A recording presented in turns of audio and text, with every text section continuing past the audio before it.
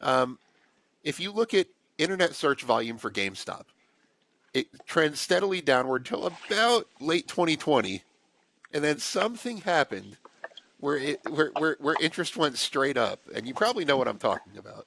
So Yep. GameStop was the center of the meme stock frenzy.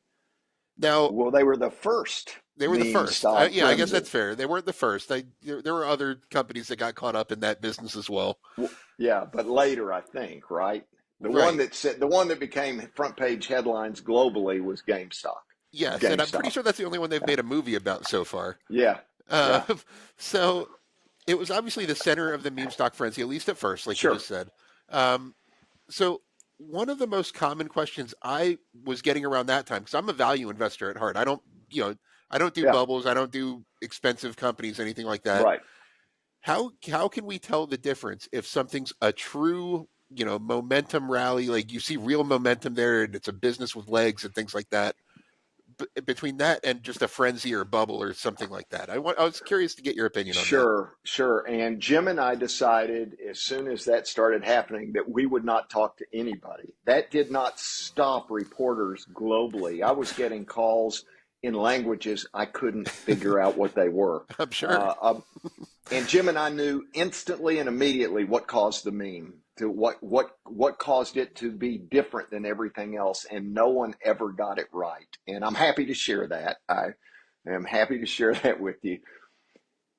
This whole notion of companies over the last decade about, oh, we want our customers to be fans, we want them to, we all that kind of happy talk. The fact is that when we started Babbage's and it carried through GameStop, we were part of the fabric of the teenagers' lives that were buying video games. We were as important to them as anything in their lives. They lived, ate, drank, and breathed GameStop air. I mean, that is at midnight. How else can you explain at midnight being able to sell 1 million video games between midnight and 3 in the morning? You had teenage boys with one of their parents with them, because late at night, waiting their turn to buy a hot game. That creates something so much deeper in a generation of people.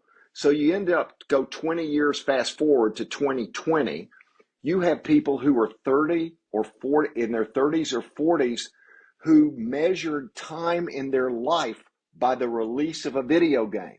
So they could tell you, yeah, no, I bought World of Warcraft in 2003. I bought it at the GameStop in Mill Valley. And, I mean, that's how they measure their lives. So all of a sudden, now imagine legions, and these people all were on Reddit. And my son was a Redditor, and they didn't know who he was, but he loved priming the pump. He loved all of this kind of stuff. But now imagine those people hearing that some Wall Street financiers are trying to kill their company, the company that was part of their life. It was part of their DNA. This is no casual relationship. And it was truly, oh, they think, and on Reddit, they started talking, can you believe what they're trying to do to GameStop? And it was truly the energy of a generation or two of incredible fans who did measure their life, who are groupies till now, saying, we're not going to let those sons of bitches take our company down. Because if you looked at the economics, it's not hard to see that it's like Blockbuster. People are going to be getting their games. They're going to be downloading their games. The whole GameStop premise was definitely going away. The same way Blockbuster did. The same way anything does that's part of the digital universe, sooner or later, they'd have to rescale it.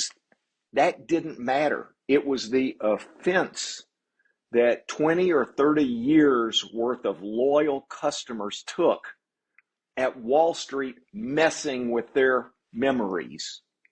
And that's what did it.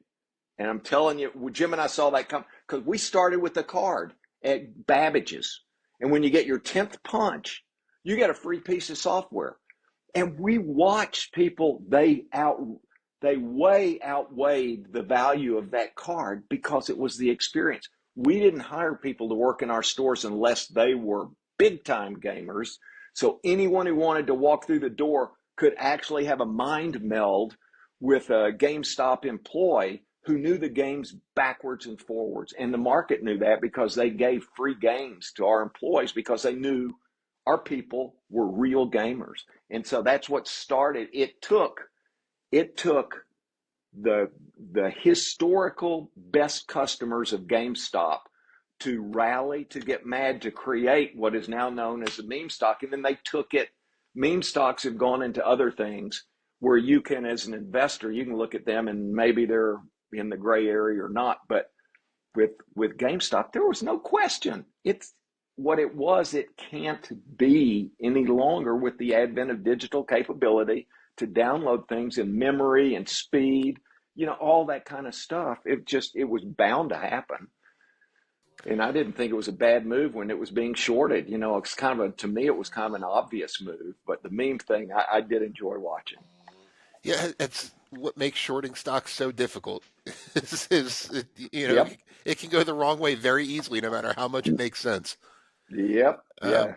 That you're right. I want to thank the Motley Fool for sponsoring this video. The Motley Fool is a company that provides investing insight and stock recommendations for investors of all skill sets and risk levels. You all know how much I love researching new stocks and trying to find the next best investment, so I'm proud to partner with the Motley Fool to bring you 10 stock picks from their popular product, Stock Advisor.